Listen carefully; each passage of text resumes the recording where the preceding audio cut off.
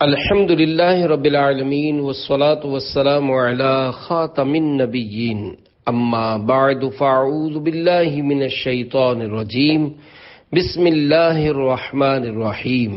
قبر کی پہلی رات۔ درود شریف کی فضیلت۔ اللہ پاک کے آخری نبی صلی اللہ تعالی علیہ وآلہ وسلم کا فرمان مغفرت نشان ہے۔ مجھ پر درود پاک پڑھنا پل صراط پر نور ہے۔ جو روز جمعہ مجھ پر 80 بار درود پاک پڑھے اس کے 80 سال کے گناہ معاف ہو جائیں گے۔ صلو علی الحبیب صلی اللہ علی محمد۔ کوئی گل باقی رہے گا نہ چمن رہ جائے گا، پر رسول اللہ کا دین حسن رہ جائے گا۔ ہم سفیرو باغ میں ہے کوئی دم کا چہچہا، بلبلیں اڑ جائیں گی سونا چمن رہ جائے گا۔ اطلس و کم خواب کی پوشاک پر نازا نہ ہو، اس تنے بے جان پر خاکی کفن رہ جائے گا۔ جلیل القدر تابعی حضرت سیدنا حسن بصری رحمت اللہ علیہ اپنے گھر کے دروازے پر تشریف فرما تھے کہ وہاں سے ایک جنازہ گزرا۔ آپ رحمت اللہ علیہ بھی اٹھے اور جنازے کے پیچھے چل دیے۔ جنازے کے نیچے ایک بچی زاروں قطار روتی ہوئی دوڑی چلی جا رہی تھی۔ وہ کہہ رہی تھی، اے بابا جان، آج مجھ پر وہ وقت آیا کہ پہلے کبھی نہ آیا تھا۔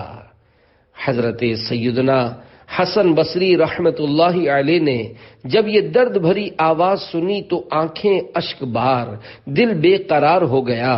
دستے شفقت اس غمگین و یتیم بچی کے سر پر پھیرا اور فرمایا، بیٹی، تم پر نہیں بلکہ تمہارے مرحوم بابا جان پر وہ وقت آیا ہے کہ آج سے پہلے کبھی نہ آیا تھا۔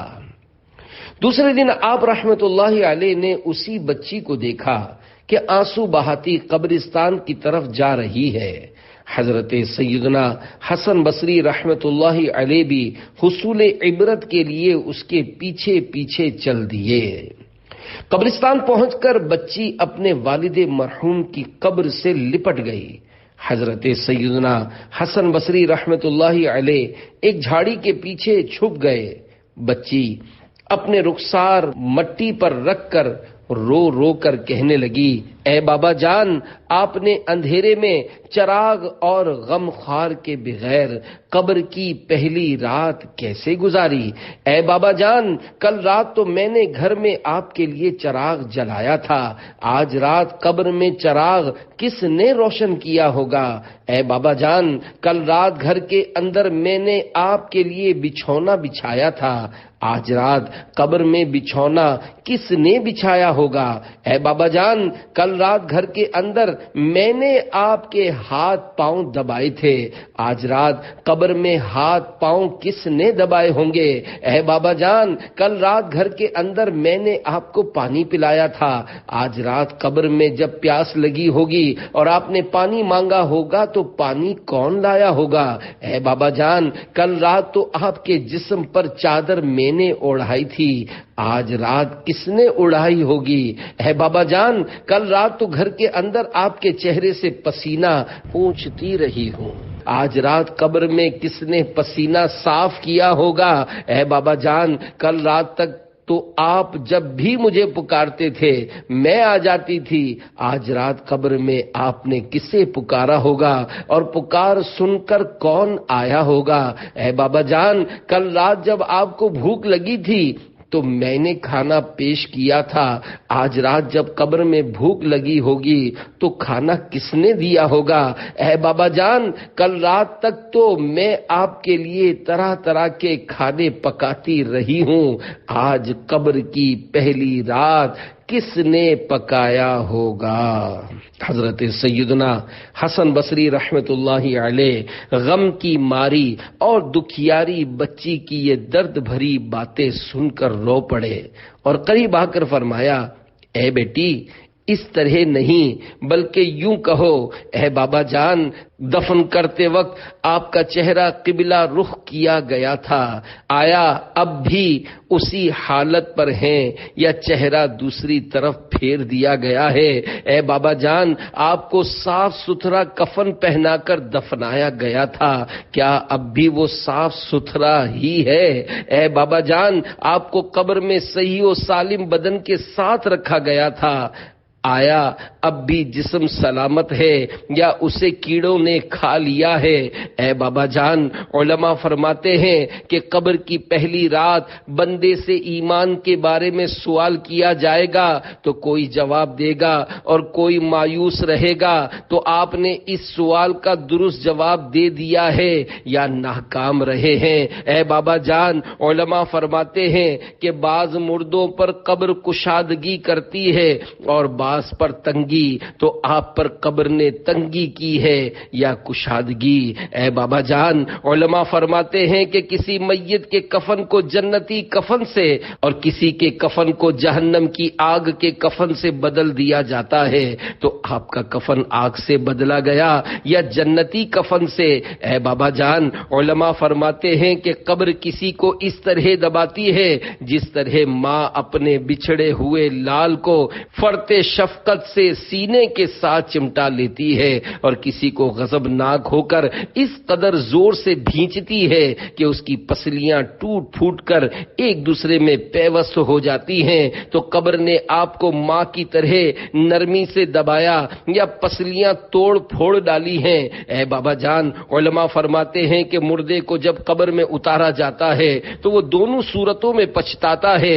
اگر وہ نیک بندہ ہے تو اس بات پر پچھتاتا ہے کہ اس نے نیکیاں زیادہ کیوں نہ کی، اور اگر گناہگار ہے تو اس پر کہ گناہ کیوں کیے۔ تو اے بابا جان، آپ نیکیوں کی کمی پر پچھتائے یا گناہوں پر؟ اے بابا جان، کل جب میں آپ کو پکارتی تھی تو مجھے جواب دیتے تھے، آج میں کتنی بد نصیب ہوں کہ قبر کے سرہانے کھڑی ہو کر پکار رہی ہوں، مگر مجھے آپ کے جواب کی آواز سنائی نہیں دیتی۔ اے بابا جان، آپ تو مجھ سے ایسے جدا ہوئے کہ قیامت تک دوبارہ نہیں مل سکتے۔ اے خدائے رحمان عز و جل، قیامت کے میدان میں مجھے اپنے بابا جان کی ملاقات سے محروم نہ کرنا۔ حضرت سیدنا حسن بصری رحمت اللہ علیہ کی یہ باتیں سن کر وہ بچی عرض گزار ہوئی، اے میرے سردار، آپ کے نصیحت آموز کلمات نے مجھے خواب غفلت سے بیدار کر دیا ہے۔ اس کے بعد وہ روتی ہوئی حضرت سیدنا حسن بصری رحمت اللہ علیہ کے ساتھ واپس لوٹ آئی۔ آنکھیں رو رو کے سجانے والے، جانے والے نہیں آنے والے، کوئی دن میں یہ سرا اوجڑ ہے، ارے او چھاؤنی چھانے والے، نفس میں خاک ہوا تو نہ مٹا، ہے میری جان کے کھانے والے، ساتھ لے لو مجھے میں مجرم ہوں، راہ میں پڑتے ہیں تھانے والے، ہو گیا دھک سے کلیجہ میرا، ہائے رخصت کی سنانے والے۔ صلو علی الحبیب صلی اللہ علی محمد۔ قبریں بظاہر یکساں مگر اندر، پیارے پیارے اسلامی بھائیوں، کبھی نہ کبھی تو قبرستان میں جانے کا آپ سبھی کو اتفاق ہوا ہوگا۔ کیا کبھی غور کیا کہ قبرستان کی سوگوار فضائیں، غمناک ہوائیں زبان حال سے اعلان کر رہی ہیں، اے دنیاوی زندگی پر مطمئن رہنے والو، تم سبھی کو ایک نہ ایک دن یہاں ویرانے میں قبر کے گہرے گڑھے کے اندر آ پڑنا ہے۔ یاد رکھیے، یہ قبریں جو اوپر سے ایک جیسی دکھائی دیتی ہیں، ضروری نہیں کہ ان کی اندرونی حالتیں بھی یکساں ہوں۔ جی ہاں، اس مٹی کے ڈھیر تلے دفن ہونے والا اگر کوئی نمازی تھا، رمضان مبارک کے روزے رکھنے والا تھا، سارا ماہ مبارک یا کم از کم آخری عشرہ مبارکہ کا اعتکاف کرنے والا تھا، ماہ رمضان کا عاشق و قدردان تھا، فرض ہونے کی صورت میں اپنی زکوٰۃ پوری ادا کرنے والا تھا، رزق حلال کمانے والا تھا، بقدر کفایت حلال روزی پر قناعت کرنے والا تھا، تلاوت قرآن کرنے والا تھا، تہجد، اشراق و چاشت اور اوابین کے نوافل ادا کرنے والا تھا، عاجزی کرنے والا تھا، حسن اخلاق کا پیکر تھا، شریعت کے مطابق ایک مٹھی تک داڑھی بڑھانے والا تھا، امامے کا تاج سر پر سجانے والا تھا، سنتوں کا مت والا تھا، ماں باپ کی فرما برداری کرنے والا تھا، بندوں کے حقوق ادا کرنے والا تھا، اللہ عز و جل اور اس کے پیارے محبوب صلی اللہ علیہ وآلہ وسلم کا چاہنے والا تھا، صحابہ کرام علیہم رضوان و اہل بیت عظام اور اولیاء کرام رحمہم اللہ السلام کا دیوانہ تھا۔ تو اس کی قبر جو اوپر سے مٹی کی چھوٹی سی ڈھیری نما دکھائی دے رہی ہے، ہو سکتا ہے کہ اللہ و رسول عز و جل و صلی اللہ علیہ وآلہ وسلم کے فضل و کرم سے اس کا اندرونی حصہ تا حد نگاہ وسیع ہو چکا ہو، قبر میں جنت کی کھڑکی کھلی ہوئی ہو اور اس مٹی کے ظاہری ڈھیر تلے جنت کا حسین باغ موجود ہو، دوسری طرف اسی مٹی کے ڈھیر تلے دفن ہونے والا اگر بے نمازی تھا، رمضان مبارک کے روزے جان بوجھ کر برباد کرنے والا تھا، رمضان مبارک کی راتوں میں گلیوں کے اندر کرکٹ وغیرہ کھیلوں کے ذریعے مسلمانوں کی عبادتوں یا نیندوں میں خلل ڈالنے والا یا اس طرح کے کھیل کھیلنے والوں کا تماشائی بن کر ان کی حوصلہ افزائی کرنے والا تھا، فرض ہونے کے باوجود زکوٰۃ کی ادائیگی میں بخل کرنے والا تھا، حرام روزی کمانے والا تھا، سود و رشوت کا لین دین کرنے والا تھا، لوگوں کے قرضے دبا لینے والا تھا، شراب پینے والا تھا، جوا کھیلنے والا تھا، شراب و جوئے کے اڈے چلانے والا تھا، مسلمانوں کی بلا اجازت شرعی دل آزاریاں کرنے والا تھا، مسلمانوں کو ڈرا دھمکا کر بھتہ وصول کرنے والا تھا، تاوان کی خاطر مسلمانوں کو اغوا کرنے والا تھا، چوری کرنے والا تھا، ڈاکہ ڈالنے والا تھا، امانت میں خیانت کرنے والا تھا، زمینوں پر ناجائز قبضے کرنے والا تھا، بے بس کسانوں کا خون چوسنے والا تھا، اقتدار کے نشے میں بدمست ہو کر ظلم و ستم کی آندھیاں چلانے والا تھا، داڑھی منڈانے یا ایک مٹھی سے گھٹانے والا تھا، فلمیں ڈرامے دیکھنے دکھانے والا تھا، گانے باجے سننے سنانے والا تھا، گالی گلوچ، جھوٹ، غیبت، چغلی، تہمت و بدگمانی اور تکبر کا عادی تھا، ماں باپ کا نافرمان تھا۔ تو ہو سکتا ہے کہ مٹی کے اس پرسکون نظر آنے والے ڈھیر تلے بے قراری کا عالم ہو، جہنم کی کھڑکی کھلی ہوئی ہو، آگ سلگ رہی ہو، سانپ اور بچھو دفن ہونے والے کے بدن پر لپٹے ہوئے ہو اور ایسی چیخو پکار مچی ہو جسے ہم سن نہیں سکتے۔ میرے آقا اعلی حضرت رحمت اللہ علیہ فرماتے ہیں، ہائے غافل وہ کیا جگہ ہے جہاں 5 جاتے ہیں 4 پھرتے ہیں، بائیں رستے نہ جا مسافر سن، مال ہے راہ مار پھرتے ہیں، جاگ سنسان بن ہے رات آئی، گرگ بہرے شکار پھرتے ہیں، نفس یہ کوئی چال ہے ظالم، جیسے خاصے بجار پھرتے ہیں۔ صلو علی الحبیب صلی اللہ علی محمد۔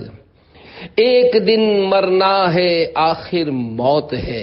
اے عاشقان رسول، ان قبرستانوں کی ویرانیوں کو دیکھیے اور غور کیجئے کہ کیا جیتے جی ہم میں سے کوئی کسی قبرستان میں ایک رات ہی تنہا گزار سکتا ہے؟ شاید کوئی بھی ہمت نہ کر پائے۔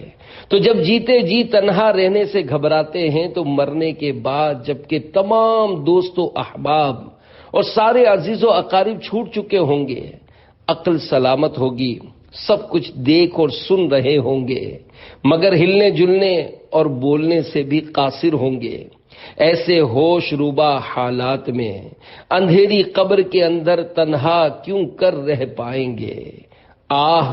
اپنا حال تو یہ ہے کہ اگر آسائشوں سے بھرپور خوبصورت ایئر کنڈیشن کوٹھی میں بھی تنہا قید کر دیا جائے تو گھبرا جائیں۔ اندھیری رات ہے، غم کی گھٹا عصیاں کی کالی ہے، دلے بے کس کا اس آفت میں آقا تو ہی والی ہے۔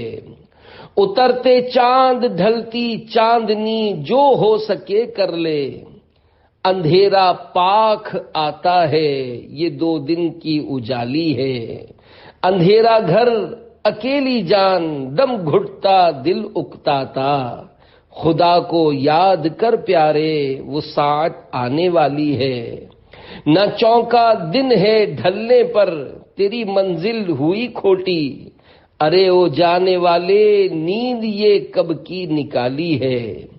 رضا منزل تو جیسی ہے وہ ایک میں کیا سبھی کو ہے، تم اس کو روتے ہو یہ تو کہو یہاں ہاتھ خالی ہے۔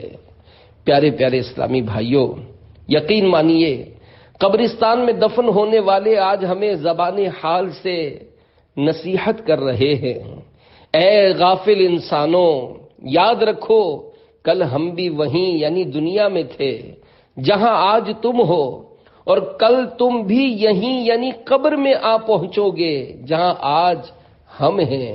یقیناً جو دنیا میں پیدا ہوا اسے مرنا ہی پڑے گا، جس نے زندگی کے پھول چنے اسے موت کے کانٹے نے ضرور زخمی کیا، جس نے خوشیوں کا گنج یعنی خزانہ پایا اسے موت کا رنج مل کر رہا۔ ہم دنیا میں ترتیب وار آئے ہیں، لیکن پیارے پیارے اسلامی بھائیوں، ہم اس دنیا میں ایک ترتیب سے آئے ضرور ہیں، یعنی یوں کہ پہلے دادا، پھر باپ، پھر بیٹا، پھر پوتا، لیکن مرنے کی ترتیب ضروری نہیں۔ بوڑھا دادا زندہ ہوتا ہے مگر شیر خوار یعنی دودھ پیتا پوتا موت کی گھاٹ اتر جاتا ہے۔ کسی کے نانا جان حیات ہوتے ہیں مگر امی جان داغے مفارقت یعنی جدائی کا صدمہ دے جاتی ہیں۔ ہم میں سے کسی کے گھر سے اس کے بھائی کا جنازہ اٹھا ہوگا، کسی کی ماں نے نگاہوں کے سامنے دم توڑا ہوگا، کسی کے باپ نے موت کو گلے لگایا ہوگا، کسی کا جوان بیٹا حادثے کا شکار ہو کر موت سے ہم کنار ہوا ہوگا، کسی کی دادی جان ملک عدم یعنی قبرستان روانہ ہوئی ہوں گی، تو کسی کی نانی جان نے کوچ کی ہوگی۔ اپنے فوت ہو جانے والے ان عزیز و اقربا کی طرح ایک دن ہم بھی اچانک یہ دنیا چھوڑ جائیں گے۔ دلا غافل نہ ہو یکدم یہ دنیا چھوڑ جانا ہے، بغیچے چھوڑ کر خالی زمین اندر سمانا ہے۔ تیرا نازک بدن بھائی جو لیٹے سیج پھولوں پر، یہ ہوگا ایک دن بے جا اسے کیڑوں نے کھانا ہے۔ تو اپنی موت کو مت بھول کر سامان چلنے کا، زمین کی خاک پر سونا ہے اینٹوں کا سرہانا ہے۔ نہ بیلی ہو سکے بھائی نہ بیٹا باپ تے مائی، تو کیوں پھرتا ہے سودائی عمل نے کام آنا ہے۔ کہاں ہے زور نمرودی کہاں ہے تخت فرعونی، گئے سب چھوڑ یہ فانی اگر نادان دانا ہے۔ عزیزا یاد کر جس دن کے عزرائیل آئیں گے، نہ جاوے کوئی تیرے سنگ اکیلا تو نے جانا ہے۔ جہاں کے شغل میں شاغل خدا کے ذکر سے غافل، کرے دعویٰ کہ یہ دنیا میرا دائم ٹھکانہ ہے۔ غلام ایک دم نہ کر غفلت حیاتی پر نہ ہو غرہ، خدا کی یاد کر ہر دم کہ جس نے کام آنا ہے۔ صلو علی الحبیب صلی اللہ علی محمد۔ پہلے ایسی کوئی رات نہیں گزاری ہوگی۔ حضرت سیدنا انس بن مالک رضی اللہ عنہ ارشاد فرماتے ہیں، کیا میں تمہیں ان 2 دنوں اور 2 راتوں کے بارے میں نہ بتاؤں؟ ایک وہ دن ہے جب اللہ عز و جل کی طرف سے آنے والا تیرے پاس رضائے الہی عز و جل کا مجدہ یعنی خوشخبری لے کر آئے گا یا اس کی ناراضی کا پیغام، اور دوسرا دن وہ جب تو اپنا نامہ اعمال لینے کے لیے بارگاہ الہی عز و جل میں حاضر ہوگا، اور وہ نامہ اعمال تیرے دائیں یعنی سیدھے ہاتھ میں دیا جائے گا یا بائیں یعنی الٹے میں۔ اور 2 راتوں میں سے ایک رات وہ ہے جو میت اپنی قبر میں گزارے گی کہ اس سے پہلے اس نے ایسی رات کبھی نہیں گزاری ہوگی، اور دوسری رات وہ ہے جس کی صبح کو قیامت کا دن ہوگا، اور پھر اس کے بعد کوئی رات نہیں آئے گی۔ اعلی حضرت رحمت اللہ علیہ کی وصیت، اے آج کے زندوں اور کل کے مردوں، اے فنا ہو جانے والو، اے کمزوروں، اے ناتوانوں، اے ضعیفوں، اے بچوں، اے جوانوں، اے بوڑھوں، یقیناً قبر کی پہلی رات نہایت اہم رات ہے۔ میرے آقا اعلی حضرت امام اہل سنت، عاشق ماہ نبوت، ولی نعمت، عظیم البرکت، عظیم المرتبت، پروانہ شمع رسالت، مجدد دین و ملت، حامی سنت، ماحی بدعت، پیکر فنون و حکمت، عالم شریعت، پیر طریقت، باعث خیر و برکت، حضرت علامہ مولانا الحاج الحافظ القاری شاہ امام احمد رضا خان رحمت اللہ علیہ نے بہت بڑے ولی اللہ اور زبردست عاشق رسول ہونے کے باوجود یہ وصیت فرمائی کہ بعد دفن تلقین کرنے کے بعد 1.5 گھنٹہ میرے مواجہہ یعنی قبر کے چہرے والے حصے میں درود شریف ایسی آواز سے پڑھتے رہیں کہ میں سنوں، پھر مجھے ارحم الراحمین کے سپرد کر کے چلے آئیں، اور اگر تکلیف گوارا ہو سکے تو 3 شبانہ روز کامل یعنی مکمل 3 دن اور 3 راتیں پہرے کے ساتھ 2 عزیز یا دوست مواجہہ میں قرآن شریف و درود شریف ایسی آواز سے بلا وقفہ پڑھتے رہیں کہ اللہ عز و جل چاہے تو اس نئے مکان میں دل لگ جائے۔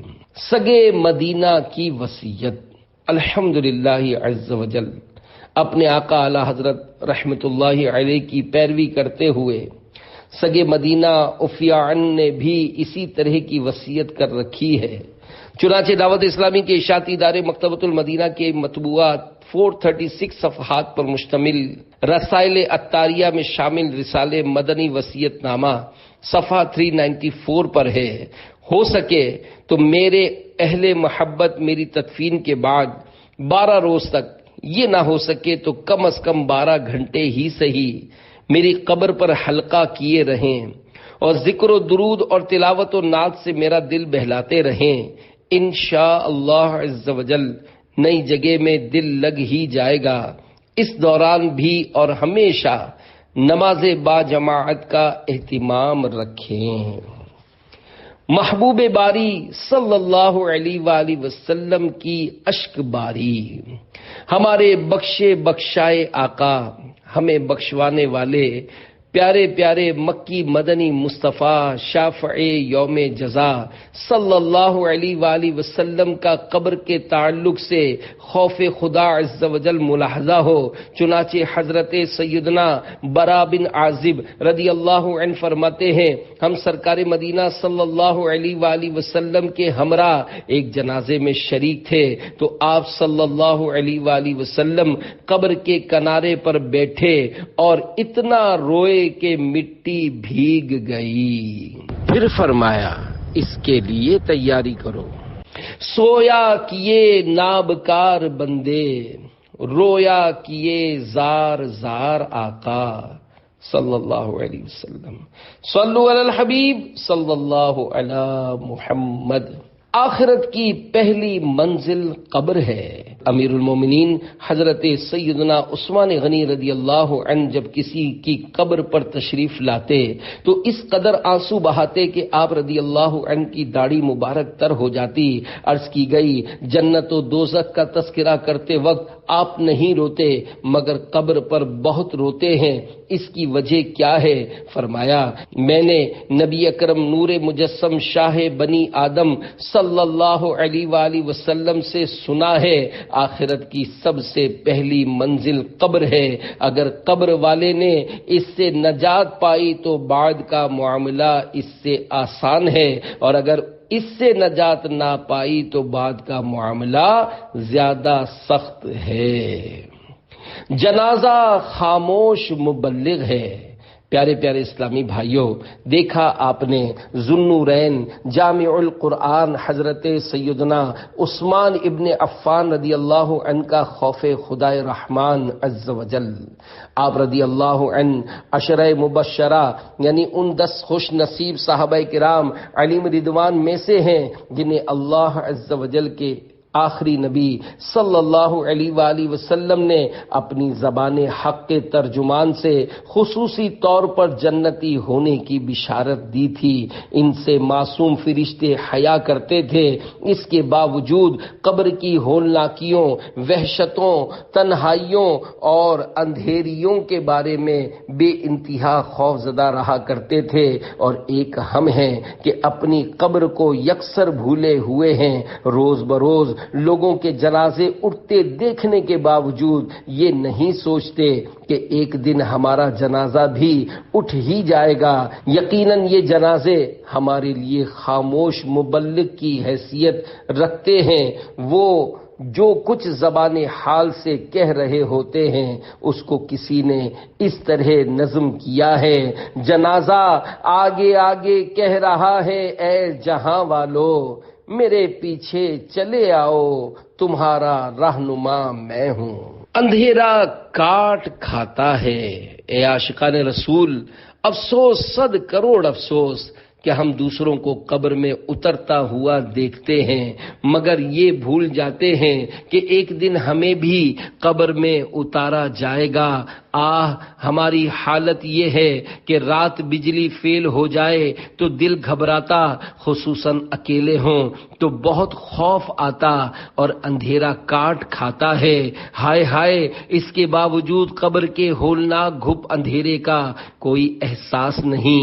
نمازیں ہم سے نہیں پڑھی جاتی، رمضان مبارک کے روزے ہم سے نہیں رکھے جاتے، فرض ہونے کے باوجود زکوٰۃ پوری ہم سے نہیں دی جاتی، ماں باپ کے حقوق ہم ادا نہیں کر پاتے۔ رات دن گناہوں میں گزر رہے ہیں۔ یقیناً موت کا ایک وقت مقرر ہے، اسے ٹالنا ممکن نہیں۔ اگر اسی طرح گناہ کرتے کرتے یکایک موت کا پیغام آ پہنچا اور ہمیں قبر کے گڑھے میں ڈال دیا گیا تو نہ جانے ہماری قبر کی پہلی رات کیسی گزرے۔ یاد رکھ ہر آن آخر موت ہے، بن تو مت انجان آخر موت ہے۔ مرتے جاتے ہیں ہزاروں آدمی، عاقل و نادان آخر موت ہے۔ کیا خوشی ہو دل کو چندے زیست سے، غم زدہ ہے جان آخر موت ہے۔ ملک فانی میں فنا ہر شے کو ہے، سن لگا کر کان آخر موت ہے۔ بارہا علمی تجھے سمجھا چکے، مان یا مت مان آخر موت ہے۔ صلو علی الحبیب صلی اللہ علی محمد۔ عالی شان کوٹھی کا عبرت ناک واقعہ۔ انسان بہت لمبے لمبے منصوبے بناتا ہے مگر اس کی اس بات کی طرف توجہ ہی نہیں ہوتی کہ لگام کسی اور کے ہاتھ میں ہے۔ جب یکایک لگام کھینچے گی اور مرنا پڑ جائے گا تو سب کیا کرایا دھرا کا دھرا رہ جائے گا۔ چنانچہ کہا جاتا ہے ملتان کا ایک نوجوان دھن کمانے کی دھن میں اپنے وطن، شہر، خاندان وغیرہ سے دور کسی دوسرے ملک میں جا بسا، خوب مال کماتا اور گھر والوں کو بھجواتا۔ باہم مشورے سے عالی شان کوٹھی بنانے کا طے پایا۔ یہ نوجوان سال ہا سال تک رقم بھیجتا رہا، گھر والے مکان بنواتے اور اس کو خوب سجواتے رہے، یہاں تک کہ عظیم الشان مکان تیار ہو گیا۔ یہ نوجوان جب وطن واپس آیا تو اس عظیم الشان کوٹھی میں رہائش کی تیاریاں عروج پر تھیں، مگر مقدر کے اس عالی شان مکان میں منتقل ہونے سے تقریباً 1 ہفتہ قبل ہی اس نوجوان کا انتقال ہو گیا اور وہ اپنے روشنیوں سے جگمگاتے عالی شان مکان کے بجائے گھپ اندھیری قبر میں منتقل ہو گیا۔ جہاں میں ہیں عبرت کے ہر سو نمونے، مگر تجھ کو اندھا کیا رنگ بو نے، کبھی غور سے بھی یہ دیکھا ہے تو نے، جو آباد تھے وہ مکان اب ہیں سونے، جگہ جی لگانے کی دنیا نہیں ہے، یہ عبرت کی جا ہے تماشا نہیں ہے۔ دنیا کے متوالے، افسوس ہماری اکثریت آج دنیا کی متوالی اور فکر آخرت سے خالی ہے۔ ہم میں سے کچھ تو وہ ہیں جو فانی دنیا کی لذتوں کے باعث مسرور و شاداں، زوال و فنا سے بے خوف، موت کے تصور سے نا آشنا، لذات دنیا میں بد مست ہیں، تو بعض وہ ہیں جو اس دار ناپائیدار میں یکایک موت سے ہم کنار ہونے کے اندیشے سے نابلد سہولتوں اور آسائشوں کے حصول میں اس قدر مگن ہو گئے کہ قبر کے اندھیروں، وحشتوں اور تنہائیوں کو بھول گئے۔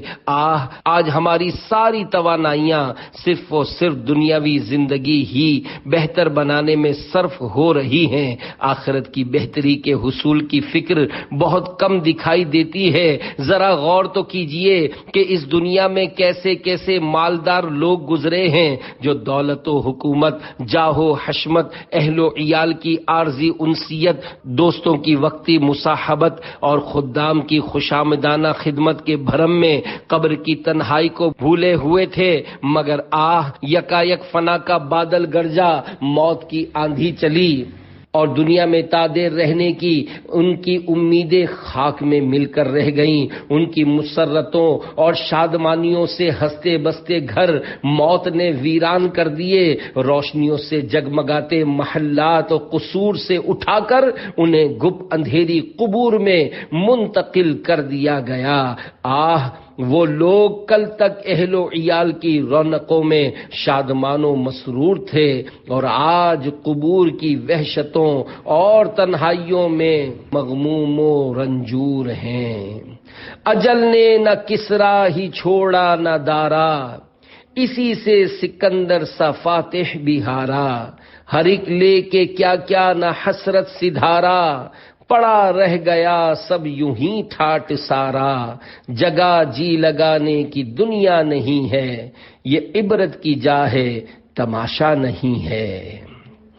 دنیا کا دھوکہ، افسوس ہے اس پر جو دنیا کی نئے رنگیاں دیکھنے کے باوجود بھی اس کے دھوکے میں مبتلا رہے اور موت سے یکسر غافل ہو جائے۔ واقعی جو دنیاوی زندگی کے دھوکے میں پڑ کر اپنی موت اور قبر و حشر کو بھول جائے اور اللہ تعالیٰ کو راضی کرنے کے لیے عمل نہ کرے، نہایت ہی قابل مذمت ہے۔ اس دھوکے سے ہمیں خبردار کرتے ہوئے ہمارا پروردگار عز و جل پارہ 22 سورۃ الفاطر کی آیت نمبر 5 میں ارشاد فرماتا ہے، یا ایھا الناس ان وعد اللہ حق فلا تغرنکم الحیاۃ الدنیا ولا یغرنکم باللہ الغرور۔ ترجمہ کنز ایمان، اے لوگو، بے شک اللہ عز و جل کا وعدہ سچ ہے، تو ہرگز تمہیں دھوکہ نہ دے دنیا کی زندگی، اور ہرگز تمہیں اللہ عز و جل کے حکم پر فریب نہ دے وہ بڑا فریبی یعنی شیطان۔ اے عاشقان رسول اور میرے پیارے پیارے اسلامی بھائیوں، یقیناً جو موت اور اس کے بعد والے معاملات سے صحیح معنوں میں آگاہ ہے، وہ دنیا کی رنگینیوں اور اس کی آسائشوں کے دھوکے میں نہیں پڑ سکتا۔ کیا آپ نے کبھی کسی کو مرنے والے کی قبر میں رکھنے کے لیے فرنیچر تیار کرواتے ہوئے، قبر میں ایئر کنڈیشن لگواتے ہوئے، رقم رکھنے کے لیے تجوری بنواتے ہوئے، کھیلوں میں جیتے ہوئے کپ اور دنیاوی کامیابیوں کی اسناد سجانے کے لیے الماری بنواتے ہوئے دیکھا ہے؟ نہیں دیکھا ہوگا، اور یہ کام شرعاً درست بھی نہیں ہے۔ تو جب سب کچھ یہیں چھوڑ کر جانا ہے تو یہ ڈگریاں ہمارے کس کام کی؟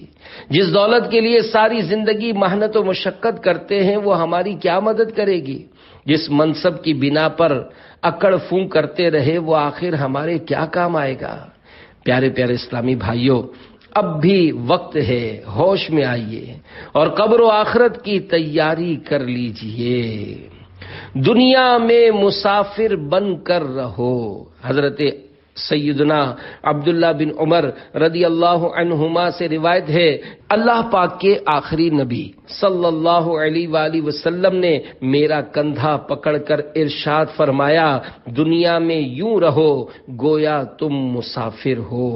حضرت سیدنا ابن عمر رضی اللہ عنہما فرمایا کرتے، جب تو شام کرے تو آنے والی صبح کا انتظار مت کر، اور جب صبح کرے تو شام کا منتظر نہ رہ، اور حالت صحت میں بیماری کے لیے اور زندگی میں موت کے لیے تیاری کر لے۔ دنیا آخرت کی تیاری کے لیے مخصوص ہے۔ حضرت سیدنا عثمان غنی رضی اللہ عنہ نے سب سے آخری خطبہ جو ارشاد فرمایا اس میں یہ بھی ہے، اللہ تعالیٰ نے تمہیں دنیا صرف اس لیے عطا فرمائی ہے کہ تم اس کے ذریعے آخرت کی تیاری کرو، اور اس لیے عطا نہیں فرمائی کہ تم اسی کے ہو کر رہ جاؤ۔ بے شک دنیا فانی اور آخرت باقی ہے، تمہیں فانی دنیا کہیں بہکا کر باقی یعنی آخرت سے غافل نہ کر دے۔ فنا ہو جانے والی دنیا کو باقی رہنے والی آخرت پر ترجیح نہ دو، کیونکہ دنیا منقطع ہونے والی ہے اور بے شک اللہ عز و جل کی طرف لوٹنا ہے۔ اللہ عز و جل سے ڈرو، کیونکہ اس کا ڈر اس کے عذاب کے لیے روک اور ڈھال اور اس عز و جل تک پہنچنے کا ذریعہ ہے یہ دنیا بے وفا آخر فنا، نہ رہا اس میں گدا نہ بادشاہ۔ اے عاشقان رسول اور میرے پیارے پیارے اسلامی بھائیوں، اس دنیا کی حیثیت ایک گزرگاہ یعنی راستے کی سی ہے، جسے طے کرنے کے بعد ہی ہم منزل تک پہنچ سکتے ہیں۔ اب وہ منزل جنت ہوگی یا جہنم، اس کا انحصار اس بات پر ہے کہ ہم نے یہ سفر کس طرح طے کیا۔ اللہ و رسول عز و جل و صلی اللہ علیہ وآلہ وسلم کی اطاعت گزاری کرتے ہوئے یا نافرمان بن کر۔ لہذا اگر ہم جنت کے انعامات لینا اور جہنم کے عذابات سے بچنا چاہتے ہیں تو ہمیں اپنی اور ساری دنیا کے لوگوں کی اصلاح کی کوشش کرنی ہوگی۔ اللہ کرے دل میں اتر جائے میری بات۔ میت کا اعلان۔ اللہ پاک کے آخری نبی صلی اللہ علیہ وآلہ وسلم نے ارشاد فرمایا، اس ذات کی قسم جس کے قبضے قدرت میں میری جان ہے، اگر لوگ اس کا یعنی مرنے والے کا ٹھکانہ دیکھ لیں اور اس کا کلام سن لیں تو مردے کو بھول جائیں اور اپنی جانوں پر روئیں۔ جب مردے کو تخت پر رکھ کر اٹھایا جاتا ہے، اس کی روح پھڑ پھڑا کر تخت پر بیٹھ کر ندا کرتی ہے، اے میرے اہل و عیال، دنیا تمہارے ساتھ اس طرح نہ کھیلے جیسا کہ اس نے میرے ساتھ کھیلا۔ میں نے حلال اور غیر حلال مال جمع کیا اور پھر وہ مال دوسروں کے لیے چھوڑ آیا۔ اس کا نفع ان کے لیے ہے اور اس کا نقصان میرے لیے۔ بس جو کچھ مجھ پر گزری ہے اس سے ڈرو یعنی عبرت حاصل کرو۔ صلو علی الحبیب صلی اللہ علی محمد۔ مردے کی پکار، حضرت سیدنا ابو سعید خدری رضی اللہ عنہ سے روایت ہے، اللہ پاک کے آخری نبی صلی اللہ علیہ وآلہ وسلم کا فرمان عبرت نشان ہے، جب جنازہ تیار ہو جاتا ہے اور لوگ اسے اپنے کندھوں پر اٹھاتے ہیں، اگر وہ اچھا ہے تو کہتا ہے مجھے جلدی لے چلو، اگر وہ برا ہوتا ہے تو اپنے رشتہ داروں سے کہتا ہے ہائے مجھے تم کہاں لیے جا رہے ہو۔ انسان کے علاوہ ہر ایک چیز اس کی آواز سنتی ہے، اگر انسان اسے سن لے تو بے ہوش ہو جائے۔ قبر کی پکار، حضرت سیدنا ابو الحجاج صومالی رضی اللہ عنہ سے روایت ہے، اللہ پاک کے آخری نبی صلی اللہ علیہ وآلہ وسلم نے ارشاد فرمایا، جب میت کو قبر میں اتار دیا جاتا ہے تو قبر اس سے خطاب کرتی ہے، اے آدمی تیرا ناس ہو، تو نے کس لیے مجھے فراموش یعنی بھلا کر رکھا تھا؟ کیا تجھے اتنا بھی پتا نہ تھا کہ میں فتنوں کا گھر ہوں، تاریکی کا گھر ہوں؟ پھر تو کس بات پر مجھ پر اکڑا اکڑا پھرتا تھا؟ اگر وہ مردہ نیک بندے کا ہو تو ایک غیبی آواز قبر سے کہتی ہے، اے قبر اگر یہ ان میں سے ہو جو نیکی کا حکم کرتے رہے اور برائی سے منع کرتے رہے تو پھر تیرا سلوک کیا ہوگا؟ قبر کہتی ہے اگر یہ بات ہو تو میں اس کے لیے گلزار بن جاتی ہوں۔ چنانچہ پھر اس شخص کا بدن نور میں تبدیل ہو جاتا ہے اور اس کی روح رب العالمین عز و جل کی بارگاہ کی طرف پرواز کر جاتی ہے۔ اے عاشقان رسول اور پیارے پیارے اسلامی بھائیوں، سوچئے تو صحیح، اس وقت جب کہ قبر میں تنہا رہ گئے ہوں گے، گھبراہٹ طاری ہوگی، نہ کہیں جا سکتے ہوں گے، نہ کسی کو بلا سکتے ہوں گے اور بھاگ نکلنے کی بھی کوئی صورت نہ ہوگی، اس وقت قبر کی کلیجہ پھاڑ پکار سن کر کیا گزرے گی؟ قبر روزانہ یہ کرتی ہے پکار، مجھ میں ہیں کیڑے مکوڑے بے شمار، یاد رکھ میں ہوں اندھیری کوٹھڑی، مجھ میں سن وحشت تجھے ہوگی بڑی، میرے اندر تو اکیلا آئے گا، ہاں مگر اعمال لیتا آئے گا، تیرا فن تیرا ہنر عہدہ تیرا، کام آئے گا نہ سرمایہ تیرا، دولت دنیا کے پیچھے تو نہ جا، آخرت میں مال کا ہے کام کیا، دل سے دنیا کی محبت دور کر، دل نبی کے عشق سے معمور کر، لندن و پیرس کے سپنے چھوڑ دے، بس مدینے ہی سے رشتہ جوڑ لے، جنت کا باغ یا جہنم کا گڑھا۔ اللہ پاک کے آخری نبی صلی اللہ علیہ وآلہ وسلم کا فرمان عبرت نشان ہے، قبر یا تو جنت کے باغوں میں سے ایک باغ ہے یا جہنم کے گڑھوں میں سے ایک گڑھا، گورے نیکاں باغ ہوگی خلد کا، مجرموں کی قبر دوزخ کا گڑھا، فرما بردار پر قبر کی رحمت۔ پیارے پیارے اسلامی بھائیوں، نمازوں اور سنتوں پر عمل کرنے والوں کے لیے قبر میں راحتیں اور بے نمازیوں اور گناہوں بھرے غیر شرعی فیشن کرنے والوں کے لیے آفتیں ہی آفتیں ہوں گی۔ چنانچہ حضرت علامہ جلال الدین سیوطی شافعی رحمت اللہ علیہ فرماتے ہیں، حضرت سیدنا عبید بن عمیر رضی اللہ عنہ سے روایت ہے، قبر مردے سے کہتی ہے کہ اگر تو اپنی زندگی میں اللہ عز و جل کا فرما بردار تھا تو آج میں تجھ پر رحمت کروں گی، اور اگر تو اپنی زندگی میں اللہ تعالی کا نافرمان تھا تو میں تیرے لیے عذاب ہوں، میں وہ گھر ہوں کہ جو مجھ میں نیک اور اطاعت گزار ہو کر داخل ہوا وہ مجھ سے خوش ہو کر نکلے گا، اور جو نافرمان و گناہ گار تھا وہ مجھ سے تباہ حال ہو کر نکلے گا۔ پڑوسی مردوں کی پکار، منقول ہے جب مردے کو قبر میں رکھا جاتا ہے اور اسے عذاب ہوتا ہے تو پڑوسی مردے اس کو پکار کر کہتے ہیں، اے دنیا سے آنے والے، کیا تو نے ہماری موت سے نصیحت حاصل نہ کی؟ کیا تو نے نہ دیکھا کہ ہمارے اعمال کیسے ختم ہوئے اور تجھے تو عمل کرنے کی مہلت ملی تھی، لیکن تو نے وقت ضائع کر دیا۔ قبر کا گوشہ گوشہ اس کو پکار کر کہتا ہے، اے زمین پر اترا کر چلنے والے، تو نے مرنے والوں سے عبرت کیوں حاصل نہ کی؟ کیا تو نے نہیں دیکھا تھا کہ تیرے مردہ رشتہ داروں کو لوگ اٹھا اٹھا کر کس طرح قبروں تک لے گئے؟ مردوں سے گفتگو شرح صدور میں ہے۔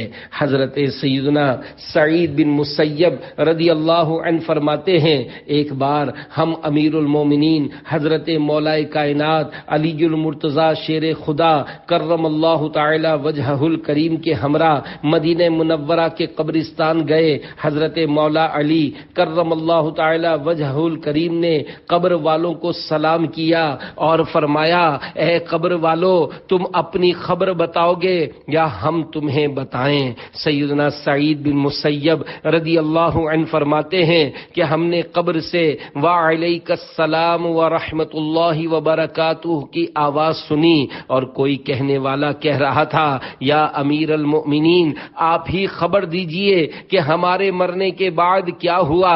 حضرت مولا علی کرم اللہ تعالی وجہہ الکریم نے فرمایا، سن لو، تمہارے مال تقسیم ہو گئے، تمہاری بیویوں نے دوسرے نکاح کر لیے، تمہاری اولاد یتیموں میں شامل ہو گئی، جس مکان کو تم نے بہت مضبوط بنایا تھا اس میں تمہارے دشمن آباد ہو گئے، اب تم اپنا حال سناؤ۔ یہ سن کر ایک قبر سے آواز آنے لگی، یا امیر المؤمنین، ہمارے کفن پھٹ کر تار تار ہو گئے، ہمارے بال جھڑ کر منتشر ہو گئے، ہماری کھالیں ٹکڑے ٹکڑے ہو گئیں، ہماری آنکھیں بہ کر رخساروں پر آ گئیں اور ہمارے نتنوں سے پیپ بہ رہی ہے، اور ہم نے جو کچھ آگے بھیجا یعنی جیسے عمل کیے اسی کو پایا، اور جو کچھ پیچھے چھوڑا اس میں نقصان ہوا۔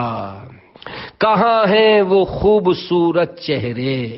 حضرت سیدنا ابو بکر صدیق رضی اللہ عنہ دوران خطبہ فرمایا کرتے، کہاں ہیں وہ خوبصورت چہرے والے؟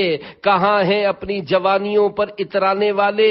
کدھر گئے وہ بادشاہ جنہوں نے عالی شان شہر تعمیر کروائے اور انہیں مضبوط قلعوں سے تقویت بخشی؟ کدھر چلے گئے میدان جنگ میں غالب آنے والے؟ بے شک زمانے نے ان کو ذلیل کر دیا اور اب یہ قبر کی تاریکیوں میں پڑے ہیں۔ جلدی کرو، نیکیوں میں سبقت کرو اور نجات طلب کرو، ابھی سے تیاری کر لیجئے۔ پیارے پیارے اسلامی بھائیوں، امیر المومنین حضرت سیدنا صدیق اکبر رضی اللہ عنہ ہمیں دنیا کی بے ثباتیوں، اس کی بے وفائیوں اور قبر کی تاریکیوں کا احساس دلا کر خواب غفلت سے بیدار فرما رہے ہیں، قبر و حشر کی تیاری کا ذہن دے رہے ہیں۔ واقعی عقل مند وہی ہے جو موت سے قبل موت کی تیاری کرتے ہوئے نیکیوں کا ذخیرہ اکٹھا کر لے اور سنتوں کا مدنی چراغ قبر میں ساتھ لیتا جائے اور یوں قبر کی روشنی کا انتظام کر لے، ورنہ قبر ہرگز یہ لحاظ نہ کرے گی کہ میرے اندر کون آیا، امیر ہو یا فقیر، وزیر ہو یا اس کا مشیر، حاکم ہو یا محکوم، افسر ہو یا چپراسی، سیٹ ہو یا ملازم، ڈاکٹر ہو یا مریض، ٹھیکیدار ہو یا مزدور، اگر کسی کے ساتھ بھی توشائے آخرت میں کمی رہی، نمازیں قصدن قضا کی،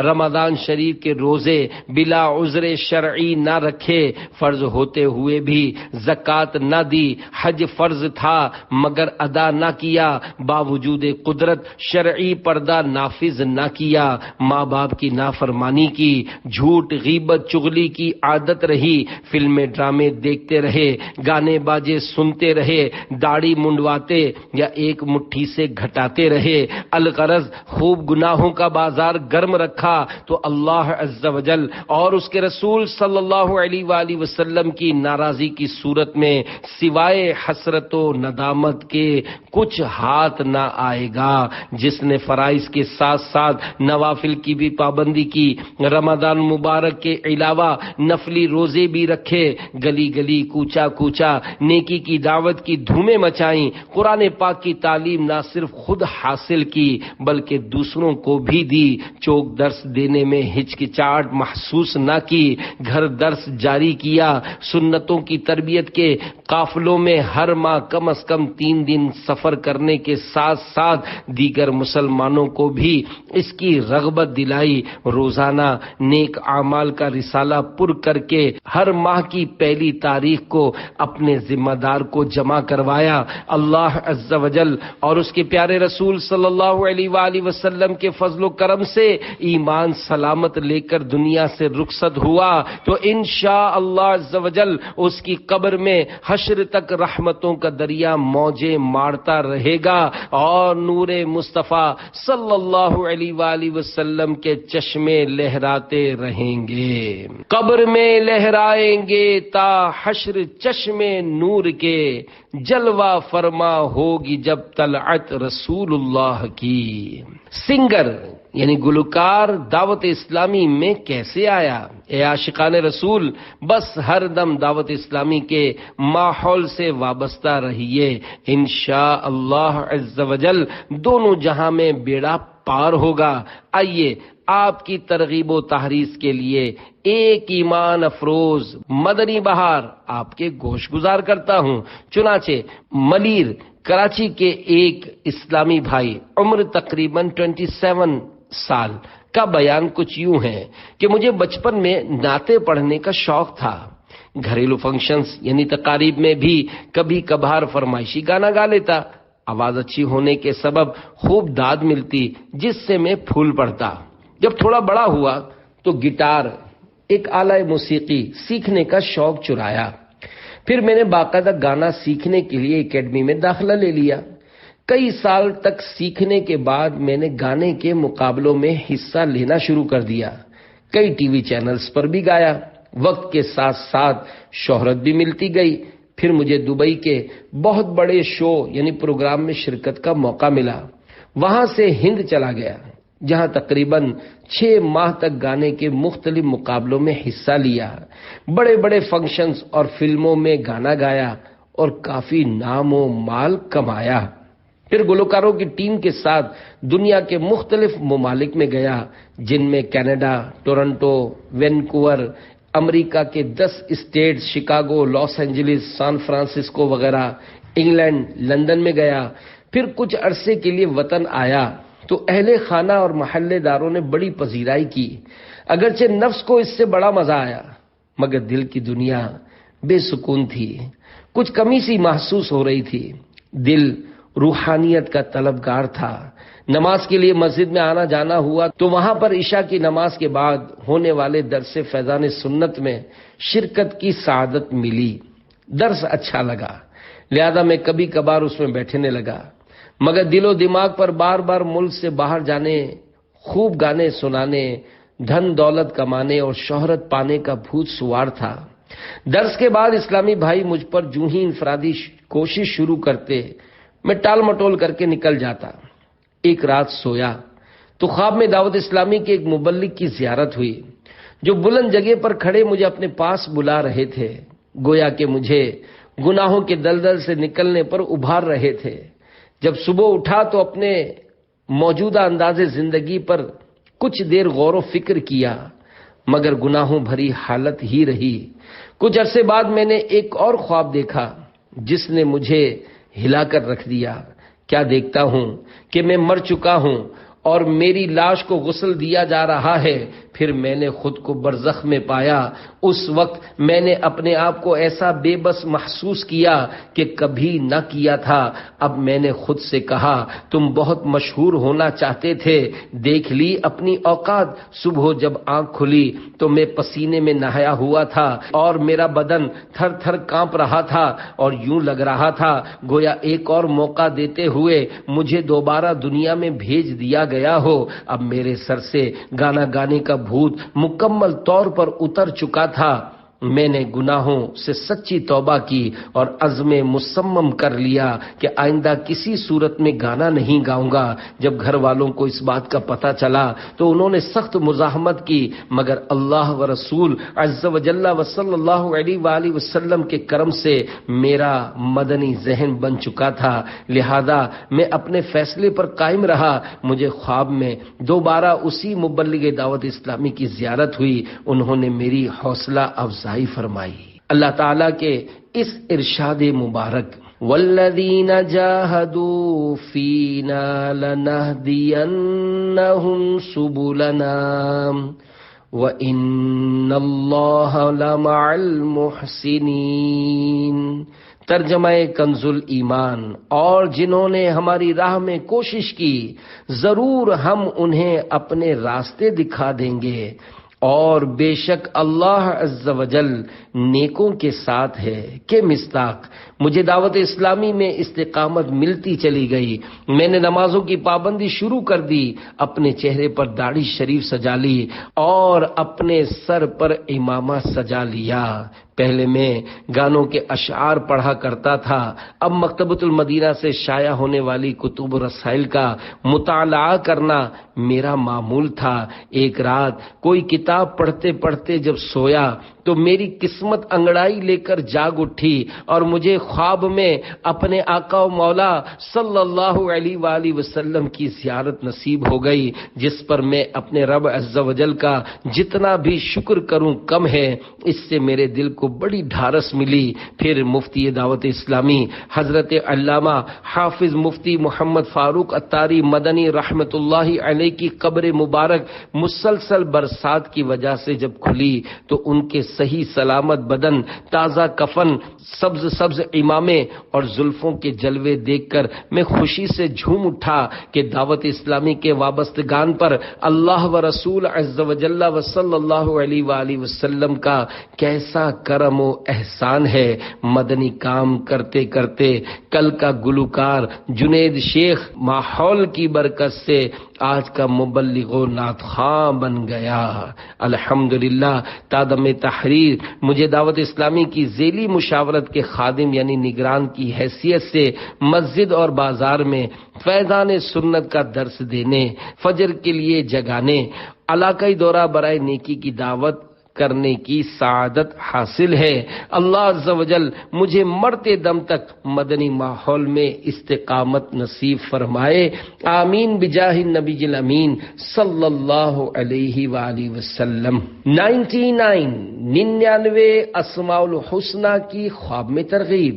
اے عاشقان رسول اور میرے پیارے پیارے اسلامی بھائیوں، دنیا کے مشہور و معروف سابق گلوکار سنگر جنید شیخ نے یہ مدنی بہار لکھوا دینے کے کچھ دن بعد سگے مدینہ عفیہ ان کو بتایا کہ الحمدللہ عز و جل حال ہی میں مجھے پھر ایک بار سرکار نامدار صلی اللہ علیہ وآلہ وسلم کا دیدار ہوا، جس میں اللہ عز و جل کے اسماء الحسنہ یاد کرنے کا اشارہ ملا۔ الحمدللہ عز و جل وہ میں نے یاد کر لیے ہیں۔ پیارے پیارے اسلامی بھائیوں، سبحان اللہ عز و جل، یوں تو حدیث پاک میں 99 اسماء الحسنہ یاد کرنے کی فضیلت موجود ہے، مگر خوش نصیبی کی معراج کہ آقا صلی اللہ علیہ وآلہ وسلم نے خواب میں تشریف لا کر اپنے دیوانے کو خصوصیت کے ساتھ اس کی ترغیب ارشاد فرمائی۔ 99 اسماء الحسنہ کی فضیلت سنیے اور جھومیے۔ چنانچہ اللہ پاک کے آخری نبی صلی اللہ علیہ وآلہ وسلم کا فرمان رحمت نشان ہے، اللہ عز و جل کے 99 نام ہیں، جس نے انہیں یاد کر لیا وہ جنت میں داخل ہوگا۔ تفصیلی معلومات کے لیے نزہۃ القاری شرح صحیح البخاری صفحہ 895 تا 898 ملاحظہ فرمائیے۔ صلو علی الحبیب صلی اللہ علی محمد۔ پیارے پیارے اسلامی بھائیوں، بیان کو اختتام کی طرف لاتے ہوئے سنت کی فضیلت اور چند سنتیں اور آداب بیان کرنے کی سعادت حاصل کرتا ہوں۔ اللہ پاک کے آخری نبی صلی اللہ علیہ وآلہ وسلم کا فرمان جنت نشان ہے، جس نے میری سنت سے محبت کی اس نے مجھ سے محبت کی، اور جس نے مجھ سے محبت کی وہ جنت میں میرے ساتھ ہوگا۔ سنتیں عام کریں، دین کا ہم کام کریں، نیک ہو جائیں مسلمان مدینے والے۔ صلو علی الحبیب صلی اللہ علی محمد۔ سنتوں بھرا لباس پہنو کے 17 حروف کی نسبت سے لباس کے بارے میں 17 سنتیں اور آداب۔ 3 فرامین مصطفیٰ صلی اللہ علیہ وآلہ وسلم۔ نمبر 1، جن کی آنکھوں اور لوگوں کے ستر کے درمیان پردہ یہ ہے کہ جب کوئی کپڑے اتارے تو بسم اللہ کہہ لے۔ حضرت مفتی احمد یار خان رحمت اللہ علیہ فرماتے ہیں، جیسے دیوار اور پردے لوگوں کی نگاہ کے لیے آڑ بنتے ہیں، ایسے ہی یہ اللہ پاک کا ذکر جنات کی نگاہوں سے آڑ بنے گا کہ جنات اس یعنی شرمگاہ کو دیکھ نہ سکیں گے۔ نمبر 2، جو شخص کپڑا پہنے اور یہ دعا پڑھے، الحمدللہ الذی کسانی ھذا ورزقنیہ من غیر حول منی ولا قوہ۔ ترجمہ، تمام تعریفیں اللہ پاک کے لیے جس نے مجھے یہ کپڑا پہنایا اور میری طاقت و قوت کے بغیر مجھے عطا کیا، تو اس کے اگلے پچھلے گناہ معاف ہو جائیں گے۔ نمبر 3، جو باوجود قدرت زیب و زینت کا یعنی خوبصورت لباس پہننا تواضع یعنی عاجزی کے طور پر چھوڑ دے، اللہ پاک اس کو کرامت کا حلہ یعنی جنتی لباس پہنائے گا۔ نمبر 4، مالدار اگر اللہ پاک کی نعمت کے اظہار کی نیت سے شرعی خرابی سے پاک عمدہ لباس پہنے تو ثواب کا حقدار ہے۔ نمبر 5، سرکار دو عالم صلی اللہ علیہ وآلہ وسلم کا مبارک لباس اکثر سفید کپڑے کا ہوتا۔ نمبر 6، فرمان مصطفیٰ صلی اللہ علیہ وآلہ وسلم، سب میں اچھے وہ کپڑے جنہیں پہن کر تم خدا کی زیارت قبروں اور مسجدوں میں کرو سفید ہیں، یعنی سفید کپڑوں میں نماز پڑھنا اور مردے کفنانا اچھا ہے۔ نمبر 7، امام شافعی رحمت اللہ علیہ فرماتے ہیں، جو اپنا لباس صاف رکھے اس کے غم کم ہو جائیں گے، اور جو خوشبو لگائے اس کی عقل میں اضافہ ہوگا۔ نمبر 8، لباس حلال کمائی سے ہو، اور جو لباس حرام کمائی سے حاصل ہوا ہو اس میں فرض و نفل کوئی نماز قبول نہیں ہوتی۔ نمبر 9، روایت میں ہے جس نے بیٹھ کر امامہ باندھا یا کھڑے ہو کر سراویل یعنی پاجامہ یا شلوار پہنی تو اللہ پاک اسے ایسے مرض میں مبتلا فرمائے گا جس کی دوا نہیں۔ حضرت سیدنا امام برہان الدین زرنوجی رحمت اللہ علیہ لکھتے ہیں، امامہ بیٹھ کر باندھنا یا پاجامہ یا شلوار کھڑے کھڑے پہننا تنگ دستی کے اسباب ہیں۔ نمبر 10، پہنتے وقت سیدھی طرف سے شروع کیجئے کہ سنت ہے۔ مثلا جب کرتا پہنے تو پہلے سیدھی آستین میں سیدھا ہاتھ داخل کیجئے، پھر الٹا ہاتھ الٹی آستین میں۔ 11، اسی طرح پاجامہ پہننے میں پہلے سیدھے پائنچے میں سیدھا پاؤں داخل کیجئے، اور جب کرتا یا پاجامہ اتارنے لگیں تو اس کے برعکس یعنی الٹا کیجئے، یعنی الٹی طرف سے شروع کیجئے۔ نمبر 12، بہار شریعت جلد 3 صفحہ 409 پر ہے، سنت یہ ہے کہ دامن کی لمبائی آدھی پنڈلی تک ہو اور آستین کی لمبائی زیادہ سے زیادہ انگلیوں کے پوروں تک اور چوڑائی 1 بالشت ہو۔ 13، سنت یہ ہے کہ مرد کا تہبند یا پاجامہ ٹخنے سے اوپر رہے۔ 14، مرد مردانہ اور عورت زنانہ یعنی لیڈیز لباس پہنے۔ چھوٹے بچوں اور بچیوں میں بھی اس بات کا لحاظ رکھیے، ورنہ پہنانے والے گناہگار ہوں گے۔ ہاں، جو لباس مرد و عورت اور بچہ اور بچی دونوں میں پہنا جاتا ہو اور اس میں کوئی شرعی خرابی نہ ہو تو دونوں پہن سکتے ہیں۔ 15 بہار شریعت جلد اول صفحہ 481 پر ہے، مرد کے لیے ناف کے نیچے سے گھٹنوں کے نیچے تک عورت ہے، یعنی اس کا چھپانا فرض ہے، ناف اس میں داخل نہیں اور گھٹنے داخل ہیں۔ اس زمانے میں بہت سے لوگ ایسے ہیں کہ تہبند یا پاجامہ اس طرح پہنتے ہیں کہ پیڑو یعنی ناف کے نیچے کا کچھ حصہ کھلا رہتا ہے۔ اگر کرتے وغیرہ سے اس طرح چھپا ہو کہ جلد یعنی اسکن کی رنگت نہ چمکے تو خیر، ورنہ حرام ہے، اور نماز میں چوتھائی کی مقدار کھلا رہا تو نماز نہ ہوگی۔ احرام والے کو اس میں سخت احتیاط کی ضرورت ہے۔ 16 آج کل بعض لوگ سرے عام لوگوں کے سامنے نیکر ہاف پینٹ پہنے پھرتے ہیں جس سے ان کے گھٹنے اور رانے نظر آتی ہیں، یہ حرام ہے۔ ایسوں کے کھلے گھٹنوں اور رانوں کی طرف نظر کرنا بھی حرام ہے، بالخصوص کھیل کود کے میدان، ورزش کرنے کے مقامات اور ساحل سمندر یعنی بیچ پر اس طرح کے مناظر زیادہ ہوتے ہیں، لہذا ایسے مقامات پر جانے میں نظر کی حفاظت کی سخت ضرورت ہے۔ 17 تکبر کے طور پر جو لباس ہو وہ ممنوع ہے۔ صلو علی الحبیب صلی اللہ علی محمد۔